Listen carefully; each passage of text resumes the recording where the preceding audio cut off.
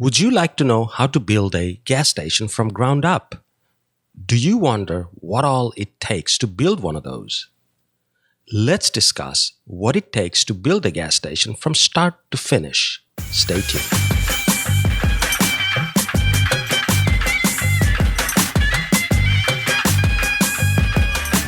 Welcome to the one and only Gas Station Business 101 podcast, where you can learn all the secrets about how to start and operate a gas station business successfully and make money.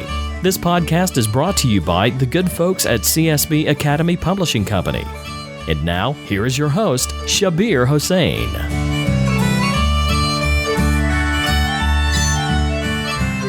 Welcome to Gas Station Business 101 podcast. I'm your host, Shabbir Hossain, and this is episode number 53. This is the show where we discuss how to start, run, and grow a gas station business successfully. And I give you an inside look at many real-life case studies so you can follow and be successful in this business. Today's episode is the second part of how to build a gas station from start to finish.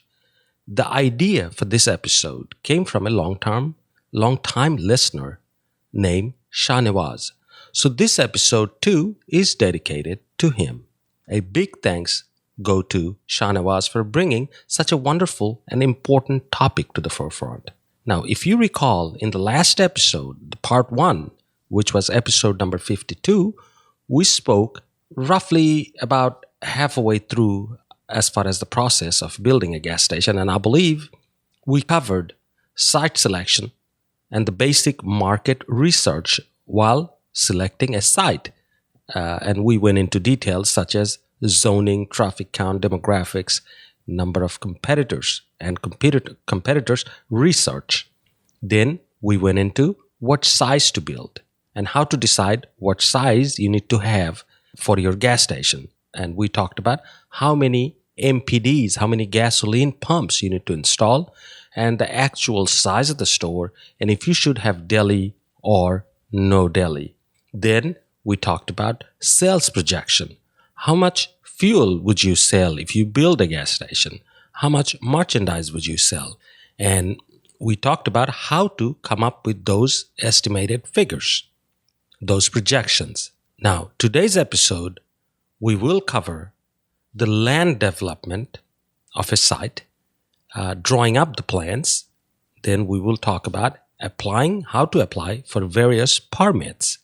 Well, if you're building a gas station, it's a commercial property.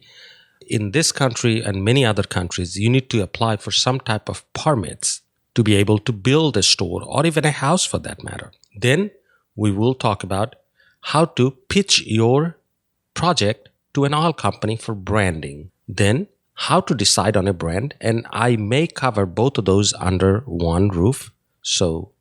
But we will talk about how to decide on a brand, then hiring the right contractor, or if you should build it yourself. Next, we will talk about how to save money in that process, the building process. Next will be cost to build per square footage. How much does it cost to build? Then we will briefly touch on pre-opening setups and grand opening. And lastly, if I have time, I'll cover resale value of your new business. As we discuss this second episode of building a gas station, even though I laid out the talking points that we will be discussing today, it may not follow in that same exact order because one of those, every item would overlap the other one, and depending on how you decide to build it, some of these items can come to the front and one of them can go towards the back. And let me explain how. Even though I said hiring the right contractor or building it yourself would be one topic that we would discuss. But if you decide to build it yourself, then we need to talk about that first because then everything changes. First thing is, if you haven't had any experience in building commercial facilities, especially gas stations, then I would advise you not to do that. Secondly, if you don't have a commercial builder's license, you may not be able to pull any permits because you're not a licensed contractor. But there are other ways around it, and I will get into that in a little bit. But first thing is, when you select a site and whatever we talked about in the previous episode, once you know this is the site you will build on, you need to look at the site and see how much work needs to be done to get that site prepared, which is the land development. So we will talk about land development and drawing up the plans together. First is, if you see that the land needs a lot of improvement, for example, it's a very wooded lot and has ups and downs, it's not a level lot, then you need quite a bit of money to clear up a land such as that. So first thing is, you need to hire a designer, an engineer that would draw up your plans. And for that to happen, you need to tell them exactly what your plans are, meaning how big is the store gonna be? How many fuel dispensers will you have? How big the canopy will be? And if it will be a T canopy where the canopy has all the fuel dispensers and then it has an extension that touches the building, we call that a T canopy, meaning when people are coming from the fuel dispenser to the gas station, inside the gas station, so they have a cover over their head. Those are pretty popular nowadays. It's called T canopy. So nobody's walking under the rain. It's giving them a cover on their top of their head. If it's going to be one of those, or if it's going to be just a canopy away from the station and the gas station itself. And then you need to also tell them what type of parking lots you would like to have. If you would have concrete or asphalt, how many parkings you would need. And then you need to get down to the nitty-gritty as far as what will the store be looking like. How many cooler doors would it have? Would it have a deli? How many cash registers it will have? And so on and so forth. The planning can get down to very, very details. Even down to how many power outlets you should have and where. How many light bulbs you should have and whatnot. So you see, it can get down to a lot of very minor details, because the people that will design it, it's a team of engineers that the architect will design the outlook of it, and then there are civil engineers that will design the structural side of it, and then there are other engineers like an electrical engineer who will design the electrical plan of it. And for that, they may ask you how many electrical equipment you would have, so they can calculate the load. And that way they will draw up a plan for how much electricity you would need in the store. So it's a very detailed plan, but once your heart is set on building a station on a site, as I said, first look at the land, see how much land development you would need, but don't go out, spend money hiring somebody to clear the land first, because the plan would call for some type of change on the land, meaning there has to be a slope somewhere where the water, the rainwater, will drain. So if the land is pretty flat, let's say, then you will see the plan will call for a certain degree of grade, slope, maybe 2, 3, 4, 5 degrees of slope, depending on your local code, building code. So my idea is drop that plan and then get a contractor that specializes in land clearing, and have them clear the land and build that land exactly the way the plan calls for it. If the plan says the front of the land should be 3 degrees higher than the back of the land, that way they will grade the land and put more dirt on the front and level it out where it's a gradual slope so the water can drain. See, every facility, house, anything you build, it has to have a way to drain the rainwater. And that's how they design it. If not, you will have a lot of standing water on the parking lot. So once you decide what you want in that store, time to hire a contractor. Now, you can't just go out and hire not a contractor, a designer. You cannot just hire any commercial designer, because this is a specific type of commercial facility. It is a gas station. So there is a lot of things that are different about a gas station than, say, building a shopping mall or shopping strip, because there are a lot more technical stuff that goes inside a gas station. So you would want to hire somebody who is experienced in designing a gas station. And remember, I told you that we have built 2 of them so far. And one time we hired a company, a designer. Their team never did a gas station before. So we ran into a lot of issues afterwards, because they said they did not realize that the door of a gas station gets opened every 60 or 70 seconds. So the air conditioning and all those things, when they design those, they have to calculate how much hot air is coming inside the store versus how much is going out, cold air is going out. So these are the things that makes the difference. Any engineer can design that, but somebody who specializes in gas station will design it where it will save you money in the long run.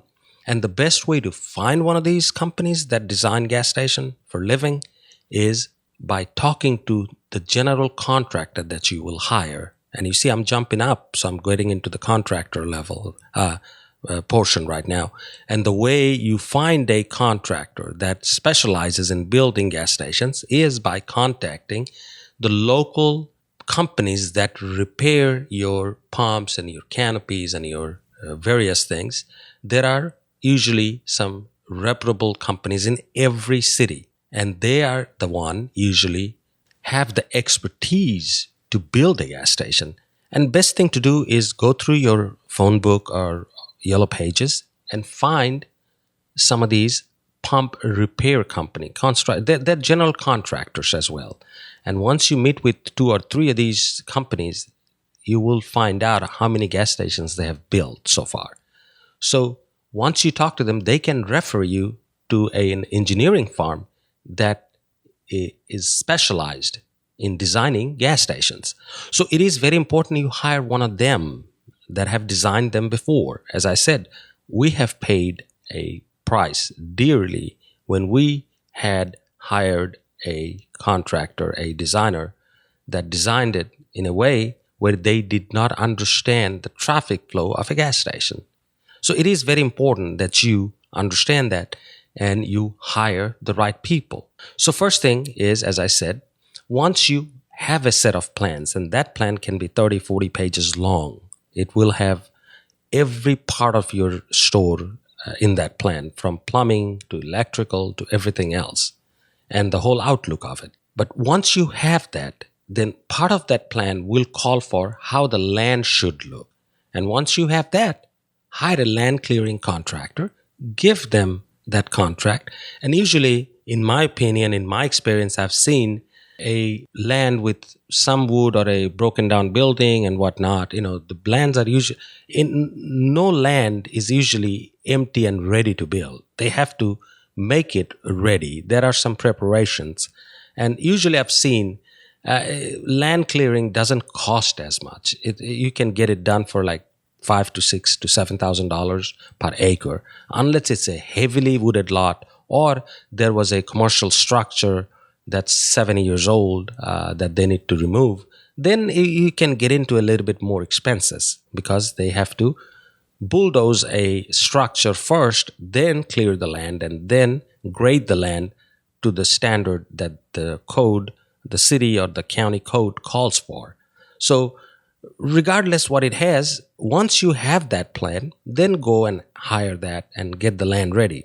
Now, on the other hand, you can hire a general contractor, like one of those that I spoke to you about earlier, where they do from A to Z everything as far as building a gas station.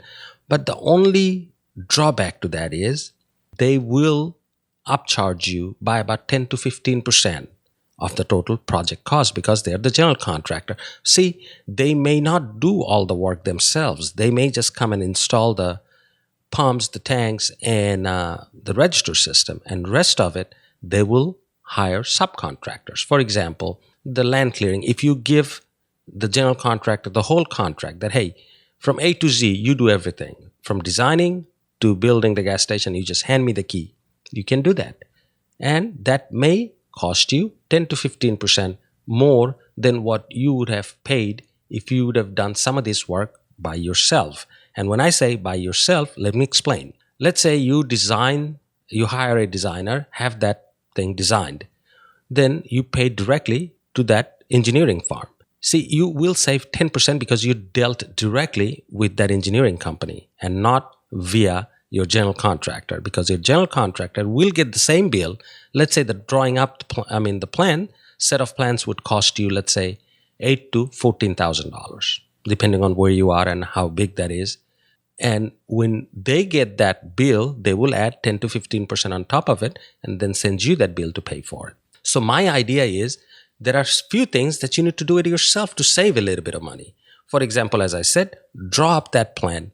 Once you have that plan, hire a land clearing contractor. Pay them $5,000, $6,000, $7,000, whatever it costs to clear up and get your land ready.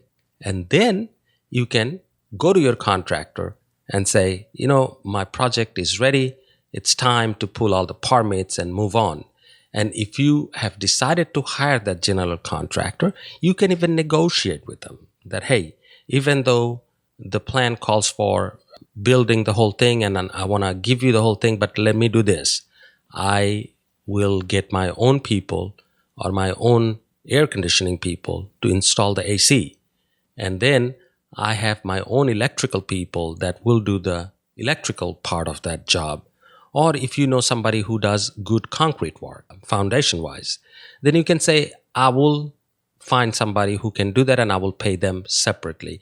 Anything you can take away from that plan and deal directly with those people, you will always save that 10 or 15%. Because remember, your general contractor makes money by upcharging you that extra percentage for them as a payback, because they are the one who's going out hiring somebody else, getting them to finish that job, and then they bill you and they add that 10-15% only because if anything goes wrong, you go after your general contractor and not the subcontractor, because you hired the general contractor. You didn't hire the subcontractor. But in the event you hire licensed professional, whoever it is, if the job has not been done properly, you can always call them directly yourself and say, the plan called for this and you did this, so you need to come back and fix it. Yeah, there are a lot more legworks. You may have to spend more time. But if a project cost, let's say, $1 million, 15% of $1 million is $150,000. So if you can save a little bit of money, let's say you save 7, 8, 9% on the project cost by doing some of this work by yourself or hiring people directly yourself, you may end up saving 70, 80, 90, maybe $100,000, which is not a very little sum of money. So anything you can do to save money, by all means, do so. But remember, it starts with a general contractor. So as I said, drawing up the plans is the first and the land clearing is the second. Once you get those two done, time for you to pull the permits from the city or the county, wherever you are. And for you to do that, you have to have a general contractor who's working on your project. Unless you are a contractor yourself or you've taken that exam and have a license from your city or state that says you are a general contractor, they will not issue you all those permits. And when I mean permits are issued for each job. For example, the land clearing needs a permit. And I'm sure your contractor that you hire to clear the land, they will file their own application for permit and they will pay for it, which may be $30, $40, $50. Permits don't cost as much. Now, again, I don't know about bigger cities, but in our city, it only costs anywhere from $20 to $40 to $100 maybe. Then once you get ready to build, there are series of permits that needs to be applied for. For example, when you pour the foundation, there needs to be a permit applied for that because the inspector, the city or the county inspector, building inspector needs to come and inspect and see if the foundation was done properly and by the code. Then once you start building the structure, there has to be a different permit. There has to be a different permit for all electrical work. There has to be a different permit for all plumbing work. There has to be a permit for even the drainage, the sewerage, and all of that. So you see, it's a checks and balances, because it helps you, because let's say you have no idea how things are being built, but at least you can rely on your city or your county, because there are professionals that are employed by your city or county that will come and check the job of your contractor and make sure that they're doing the job properly and according to the safety code of your city, county, or state. So it is a safety net. I believe I enjoy having that net, because I know that if they're using some type of wire for my electrical work, and if I don't know what quality of wire that is, and if it's going to melt in about 5 years or not, but the inspector that comes to inspect will know, and they will say, this is not the type of wire you should use for this type of job.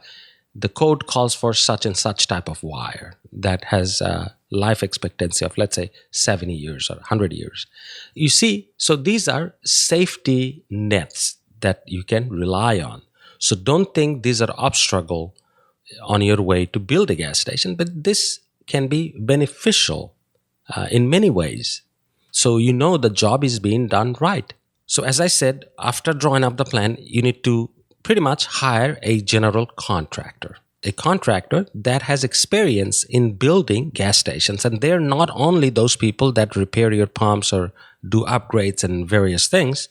There are other general contractors that specializes in building commercial structures such as gas stations. So wherever you are, if you spend 5 minutes in doing some search, you will find a few companies that have done those jobs, and then ask them, what are the recent job that they have completed around you?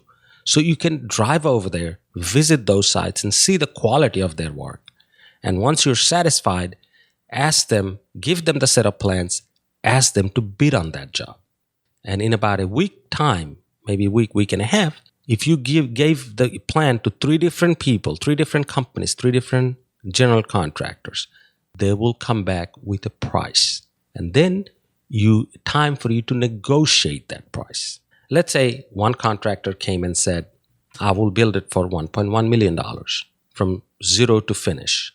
Somebody said, I will charge you $1.4 million, but I will use this type of equipment. I will do this, I will do that.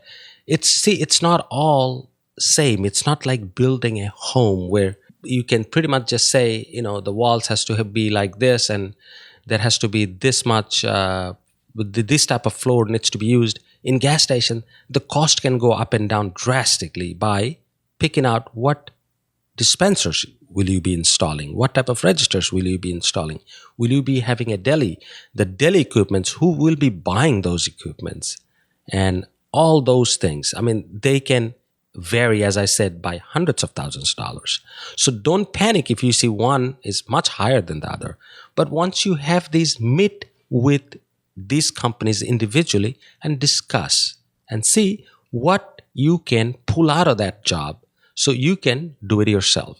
For example, most of these people may not let you take away their air conditioning and electrical work, because if your people do it in a wrong way and it burns up their equipment, then you're responsible for it, or your guy will be responsible for it. So they may not let you pull out part of that electrical part or plumbing part or air conditioning HVAC part. But there are other things you can pull out. You can say, hey, I know I can buy a walk-in cooler from this company that I like for such and such price, so you don't have to include a walk-in cooler in your estimate.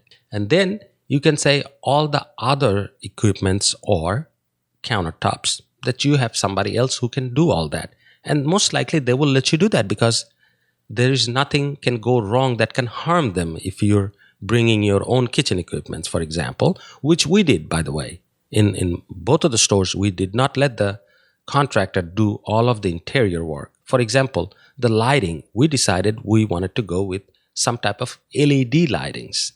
And their estimate showed that the company that we chose as far as our LED brand, that their cost was about $9 higher per fixture than what we could have gotten it for. So we told them they need to scratch that off and we would do it ourselves. Similarly, we told them they don't have to furnish us with any kitchen equipment whatsoever. We bought everything ourselves. And we saved a ton of money by doing so. Then another thing we pulled away from them is flooring. We said, we don't like the flooring you suggested, but what if we do our own flooring? You furnish the store to us and we will have our own floor guy install tiles. And they said, that's fine. So you see, you can pull out a few things out of your plan and negotiate and pick out the best contractor, still have the best looking store, still save money at the same time. Now, once you hire out of those three, you pick one and say, okay, let's go with you and let's do it. They would want you to put some type of money down. Let's say the project, after all the negotiation, it came out to $900,000. They would want you to put at least 20-25% down, or show them a bank letter that says you have an approved loan and the loan would be available once that work gets started. Then they would want you to go to the bank and let the bank know that you hired a contractor, so the bank can sometimes directly distribute payments to them. This way they have a guarantee that in case you get the money from bank and don't pay them, they can go to the bank and say, you knew that we were the hired contract. There are some safety mechanism that needs to be in place. So once you put some type of money down, first thing they do is they go apply for series of permits. Once they get those permits approved, which takes about 3 to 4 days, provided if the land has been ready and cleared, first thing they do is they start their groundwork, means where the building will be. And they will start hiring a contractor for the concrete work. At the same time, they will figure out where the tank will go according to the plan, and they will hire a contractor that only installs tanks. It's usually not the general contractor. There are specialized companies out there that install tanks, underground tanks, storage tanks. Now, here is something you can save money. You cannot pull that job away from them because it has to be part of their job. And if you say, I know somebody who can do it, they most likely will not agree, because it's a very important job to have the tanks installed properly underground. And in most cities, there may be just 1 or 2 companies that knows how to do all that, especially with fuel tanks. But the way to save money when it comes to tank is by asking the tank people, what type of tank will you need to install? And a lot of times if you're carrying, let's say, regular grade gasoline, mid-grade gasoline, premium gasoline, and diesel fuel, then they may offer you 3 tanks, 1 for regular, 1 for premium, and 1 for diesel. Because as we all know, mid-grade comes from the blending of regular and premium, 70-30 ratio. Now, there are other ways you can save money instead of installing 3 different tanks. Nowadays, there are double fiberglass coated huge tanks that are 35,000 gallons capacity, but has 3 compartments. So you can divide it in any which way you want. Let's say you want to have 15,000 gallons of regular fuel. They can give you a compartment with 15,000 gallons for regular fuel. Then you can say, I want 10,000 for premium. Then the other compartment will be for 10,000 for premium. And the last one would be the remainder of that thing, which is another 10,000 gallons or 5,000, depending on what size you choose, for diesel fuel. And this way you install 1 tank instead of 3, and that saves you quite a bit of money. The last tank we installed was about a 30,000 gallon tank with 3 compartments. The tank cost us roughly about $80,000 or $85,000 to buy and install. And when I say install, what they did is they dug up the ground, they brought the tank, they installed it and piped it up to the ground level. And then the pump people took over and finished the piping all the way to the MPDs. So the tank people will only install the tank, test the tank, and they will bring all the pipes that needs to be installed along with that tank up to the ground level. And that's their job, nothing more. And then your other contractor that will be installing your MPDs, your fuel dispensers, will be finishing the rest of the job. So you see, it is a very technical job to be able to build a gas station. And you exactly have to know how to do it. So you can't just hire anybody, because one wrong move can pretty much ruin the whole thing. For example, if you hired somebody didn't know how to properly install a tank, when they bring up the pipes, they may bring it up so close to the ground where once your contractor that's going to be finishing your parking lot comes in with those big heavy rollers, and if the pipes are too close to the ground, that heavy weight of the rollers can break that pipe and create a huge disaster by having fuel go all over the ground. So they have to know exactly what they're doing, and they have to do it properly the first time. There is no room for error. Okay, now that your station is on its way to get built, this is the time you can talk about which brand you would like to have, or if you would like to have a brand at all. Now, you don't have to decide this now. You could have done it right when you started. That's fine. You could have done it. And a lot of people, once they start building, that's when they go talk to the local Chevron jobbers, Exxon jobbers, Mobil, BP, whoever they have. And if you remember one of the episodes where I talked about how to choose a brand, you need to go through those steps, what I outlined in that episode. I don't remember the episode number right off the top of my head, but if you do a search, you will see there was an episode I specifically talked about how to choose the right brand for your location, because not every brand is right for every location. So once you listen to that episode, if you know how to choose a brand, you can then go and pitch your idea to those companies that carry that brand. And once you convince them that this is what it is and this is how you're building it, this is the set of plans and this is your projection, they will take some time, do their own internal investigation. When I say investigation, it's really they do their own market study, and they have their own model that they plug in some data as far as how many traffic are flowing through the road versus what the population growth is, what the trends are, and all of those things. Everybody has a proprietary model that they don't reveal to us how they come up with the numbers that they do. And hopefully in a week or two, that company will give you a call and say, we're ready to make you an offer. And what is that offer? Usually, all companies make an offer when you're building a gas station from all the expenses out of your pocket or from a loan, and you're looking to brand the store with somebody. Usually, they offer you money to put their brand on your store. It's the reverse of owning a McDonald's or any other franchise fast food. And I've noticed a question recently on the web where somebody asked, what is the royalty fee for gas stations? Well, this is how it works. If you own a McDonald's or if you buy a franchise fast food or any other franchise, typically you have to pay anywhere from 7 to 10% royalty on top of off your sales numbers. But for gas station, that's not the case. You don't have to pay them anything. All you have to do is agree to buy their branded fuel and agree to keep their brand image properly. That's all. You don't need to pay them any royalty fee. None whatsoever. Instead, they pay you some money to have their brand on your store. How does that work? Well, it varies quite a bit. So I cannot tell you an exact number and then you go talk to the oil company and they say, no, that's not how we do it. But to give you an example, based on your volume, let's say your projection or their projection is that your gas station will sell 100,000 gallons a month.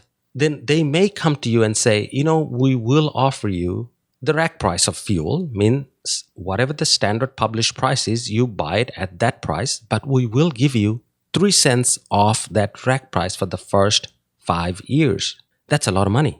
Or they may say, I will give you 2 cents off the rack price for 3 years, depending on how or what marketing dollars are available to them. They will make you an offer based on that. And they may say, we'll also allocate $40,000 for all the imaging work.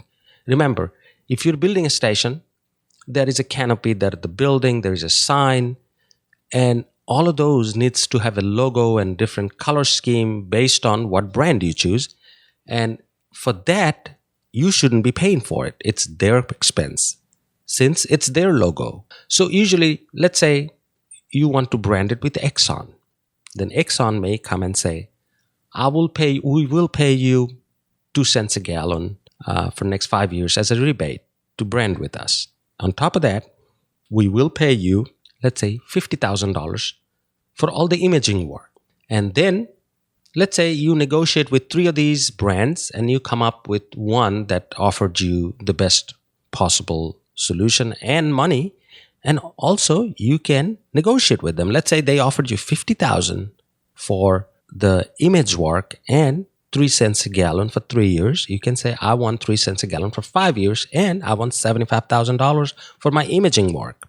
Whichever way it works, they will meet you in the middle sometimes. They may play a hard bargain. Whatever it is, depending on your area, they may agree to something. And once you have something concrete, then they will drop some paperwork, fuel supply agreement and such. And these are usually 10-year contracts because they're paying you all that money. So at least you can carry their brand and maintain their image for at least 10 years. So once you sign that, they will allocate that money and they will ask you, how do you want to get paid? Do you want us to hire a contractor and pay them directly and have them finish the image work? Or do you want to finish on your own with your contractor and we just give you a check? Whichever way it works for you, talk to your contractor and then see which way you will save money. In our case, we always took the money and did it ourselves, meaning our contractor did the job. Because I didn't want a third-party contractor showing up and doing something to the sign pole or to the building and making a hole where they shouldn't be, and then the water starts leaking. So if I know I'm getting everything done by one general contractor, anything goes wrong, there will not be a blame game to play. I can blame everything on one person. Much easier. Plus, I can negotiate as far as the image work. And this way, I can maybe save a little bit of money out of that $75,000 or $100,000 or whatever, however much they're paying you. Always remember, it's based on the estimated volume, projected volume. Now, there is a drawback to this. Let's say they projected you will pump 100,000 gallons of fuel every month. What if you start pumping 20,000 gallons of fuel? Which usually doesn't happen. As I said in last episode, what if the projection is typically it goes about 20 to 25% plus or minus, not 80%. But just for the argument's sake, let's say your gas station starts volume with 20,000 gallons when the projection was 100,000. Your oil company may come back to you and say, this was not what we thought it would do, and we paid you all that money, so we need to renegotiate the contract, and we cannot pay you 3 cents a gallon anymore, or whatnot. There is a possibility that may happen. Just remember, they will not ask you to get that $75,000 back because they did their own research before making you an offer. So whatever research they have done was wrong, and whatever projection you have done was wrong. And that's not your fault. That's not their fault. So they will work with you. They will not debrand you. Instead, they may ask you to be more aggressive and market your store more aggressively so your volume can go up. But also, don't panic that once you open the gas station, next month, if you just pump 20,000 gallons, that your oil company will come and ask for their refund. No, they know it, and you should know it, that it takes anywhere from 6 months to a year for a new gas station to get up to the fullest potential of its projection. So don't panic on the first month or the second month or the third month. Give it time, and it grows slowly. It doesn't jump on top of the tree the very first day. It takes time. Any new business to get established, for people to change their habit to stop in your store instead of the next one, it takes time for them to change their habit. Now, as far as the cost for building the gas station, I'm sure I've gotten at least 3 emails asking me, what is the per square footage cost to build a gas station?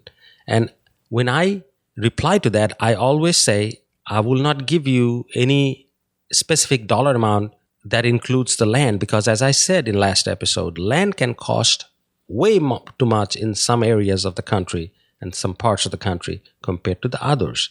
So when I give you an estimate, it's based on just the construction, not including land. And that cost can be anywhere from $250 to about $450 per square footage.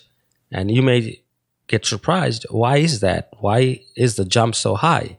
Because I'm giving you the cost per square footage on your inside your building. Let's say you build a 4,000 square footage of building, and I'm giving you an estimate of per square footage inside your building, even though most of the costs were spent outside. So let's say you build a 4,000 square foot gas station, but your parking lot is only half an acre, not an acre. It's a very small parking lot. Then you're spending less money building out that parking lot. Let's say you only install 2 MPDs instead of 4. Your cost is drastically going down because your canopy is smaller. You only install 2 fueling dispensers. And then most likely your tank size is much smaller, not 30,000 or 35,000 or 40,000 gallons. Maybe you're installing a 15,000 gallon tanks. You see, there are so much can vary widely by what and how you are building that store. And then cost also can vary by if you're installing a deli, because any deli that you start, even though you buy all the deli equipments by yourself, you're still looking at anywhere from $50,000 to $75,000 worth of equipment to buy for deli. If you're if you're opening a full-blown deli. Now, if you're doing a limited deli, you can get by with about $15,000 to $20,000 worth of equipment. Other than that, if you're doing a full-blown deli, one of the most biggest expense of deli goes inside the hood, the commercial ventilation hood. Every commercial deli requires one of those. And let's say you're frying eggs, making burgers, frying chicken, then you may need to install, let's say, anywhere from 8 to 16 foot of ventilation hood. And that hood can be very expensive because it's a very complicated electrical system with lots of motors, sensors, and even water line. In case it catches fire, it will spray water so the fire can be extinguished. So it is a very delicate system and it is very expensive. A hood system that we installed, it's a 16-foot wide hood, and it cost us, I believe, was around $55,000 just for that hood. So you can see that there are a lot of money that goes really fast without you seeing anything. For example, in a gas station, the air conditioner usually is about every 150 square footage. You have to install 1 ton of AC if you have deli. If you don't have a deli, then it may be about 250, 300 square footage to a ton. And I've seen contractors say 400 square footage to a ton, but that does not work because we've gone through that in our own store and we ended up spending another $50,000 or $60,000 redoing the whole system and installing extra air conditioner. So you have to, if you have a good designer and experienced contractor, they already know this, which is it's usually 150 to 250 square footage to a ton. So if you're looking at a 4,000 square foot store, it's quite a few ACs that needs to be installed. And that is expensive. So also remember, your power bill parallelly would be very high because you're running so many electrical equipments in a gas station. Plus, the restrooms, for example. Your restrooms are constantly being used because if your restrooms are clean, in gas station, that is the one place people go most often. They fuel up their tank and then they come use the restroom. That's very common. So your water bill would be very high as well. And there are a lot of power usage in bathrooms, hand dryers, lights, and so many other things. But moving on to our building part, so far we talked about how to hire a contractor, who to hire, how to get the land cleared up, how to draw up the plans, and how to decide on a brand, and how to negotiate with them, and then how to save money in different areas. For example, as I said, if you decide to go with one tank, that may save you a little bit of money. Then if you decide, or if you can negotiate with your contractor, there are few things that you want to do it yourself. For example, all the deli equipments you can bring yourself. You can even go on eBay and find the sandwich makers and the oven, the fryers, all of those things, but they have to be inside that plan. So when you're planning, you need to make sure what you will be doing in that store. That is the hardest part, because your engineer would ask you, what type of freezer will you have? Can you give me some specification of that freezer so they can calculate the wattage, the load of every electrical component that's inside your store? And there are so much that you need to plan ahead of time that it can be nerve-wracking, really.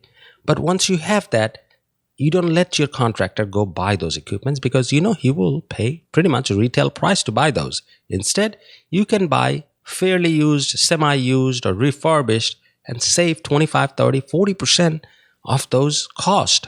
And that's what we did. As I said, we also did the lighting, we did the flooring ourselves, and we saved, and all the countertops, we've done that.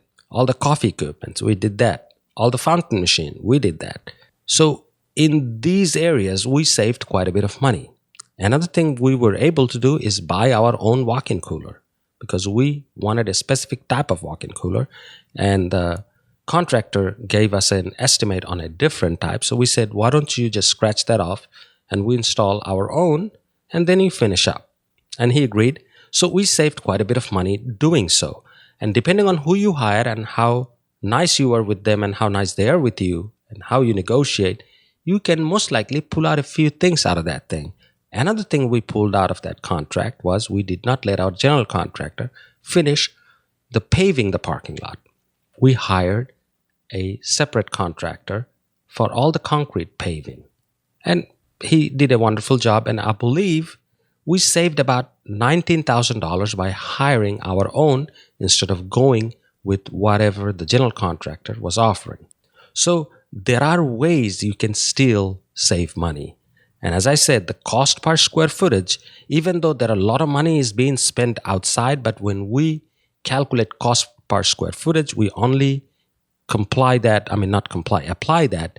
towards the inside the building, inside the store. We can say it's a 3,000 square foot store and we built it for 300 square footage, $300 per square footage, because we install many pumps outside, big tanks, bigger parking lot, too many area lights, and all of those things can, and a big canopy for that matter, can add cost to your square footage.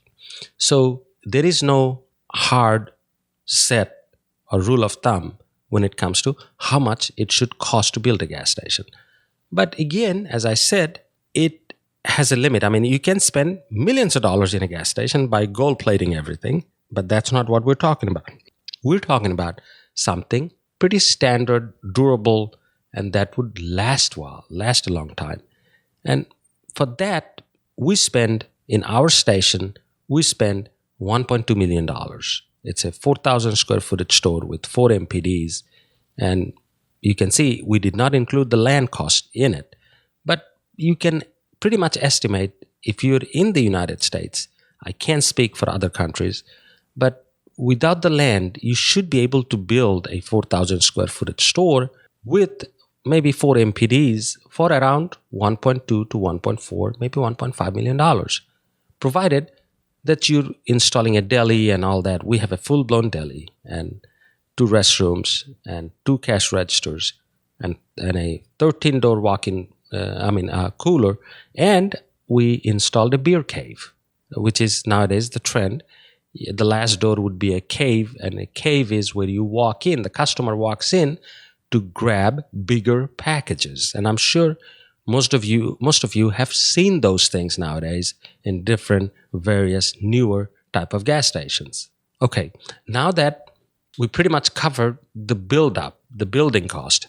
Oh, lastly, I forgot to mention this. We also did the color inside the store ourselves. We did not let the contractors do it because we wanted a different color scheme. We wanted it to look very new and very creative. So we put our own color scheme inside the store. As you can recall, most of the gas stations used to be just white paint inside. We did not do that. We put various different types of color, like the deli has been painted a different color, the side of the deli. Then the cooler side was painted a different color. The beverage side was painted with a different color and so on and so forth. So we did some of those things ourselves and made the store look very appealing. Now, once the store is pretty much built and you're ready to open, that's when you enter the third phase of building a new gas station, which is another long and vast topic, which is the pre-opening parts of it. Merchandising your store, making sure that everything is in working condition, and then hiring the right people, setting up the pre-opening procedures, and then put some type of system in place where once you start hiring the people, how you train them and get ready for the grand opening. But before you do grand opening, there has to be something called soft opening. You open the store, but do not do your grand opening because you work the kinks out first before you do a grand opening. But since we're already crossing the 50-minute marker in this episode, what I will do is I will cover that in the next episode. It will not be part 3, but let's say it will be where we will talk about how to merchandise the store for the first time, how to get your pre-opening mindset going, how to hire the people, how to train them, and then how to get ready for the soft opening, and finally, the grand opening. We will touch on all that in next episode. But this episode should conclude how to build a gas station from start to finish. And if any of you have any question regarding this episode or any other previous episodes, feel free to email me at shabir@gasstationbusiness101.com. Or you can post a question on my Facebook group. If you haven't joined my Facebook group, you can do so by going to just type my name, shabbirhossain.net. It's a domain redirect that will take you straight to my Facebook group. And don't forget to sign up for my newsletter. Very important newsletter. And you can simply do so by going to gasstationbusiness101.com/subscribe. The good news is the email transition that I've been talking to you about for last about a month and a half now has finally started. My designer started to transition from the old system to the new one, and they're moving all the email addresses and setting the new things up. So hopefully in about next 2 weeks, I will be starting to email again and sending out those long-waited emails to most of you that I've promised to send you various important tips, tricks, and different things that I haven't done. I will be starting with those very soon. So that's a great news. In the meantime, if you haven't subscribed to this podcast that you're listening to, feel free to do so by hitting subscribe. And if you like the show, I would love to see a review from you on iTunes or wherever you download this podcast from. Some people get it from Blueberry, some people get it from, there are others, I can't remember the names right now, but I know this podcast is available in at least 5 different platforms. So wherever you download it from, if you like my work, please give me a review, and this way I get to reach more people, because more review translates into more listeners.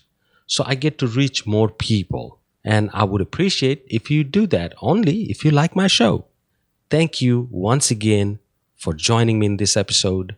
And if you have any idea for any new episodes that you would want me to cover that I haven't covered yet, send me an email and I will dedicate that show to you, and I will come up with an research and come up with that episode pretty soon. Thank you once again, and I will see you in the next episode. Take care.